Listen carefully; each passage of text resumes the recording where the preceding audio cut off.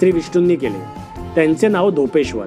मंदिराच्या गर्भगृहात 2 शाळुंका आहेत, एक कोपेश्वर आणि दुसरा त्याच्या थोडा उंच धोपेश्वर. दुसरे एक वैशिष्ट्य असे की येथे इतर मंदिराप्रमाणे नंदी नाही. कदाचित कालाओघात किंवा आक्रमकांमुळे त्याचे स्थलांतर झाले असावे. हा नंदी खिद्रापूरपासून 12 किलोमीटर दूर नैऋत्य दिशेला कर्नाटकातील येडूर या गावी आहे. तेथे फक्त नंदीचे मंदिर आहे. असे फक्त नंदीचे स्वतंत्र मंदिर असलेले हे एकच मंदिर आहे. खिद्रापूर येथील कोपेश्वर मंदिर पूर्व दिशेला तोंड करून आहे आणि येडूर येथील नंदीच्या मंदिरातील नंदी पश्चिमेस तोंड करून बसला आहे.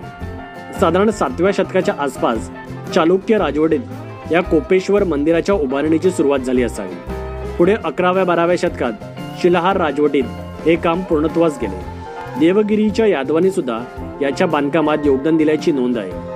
येथील स्थापत्यशैली दक्षिणेतील बेलूर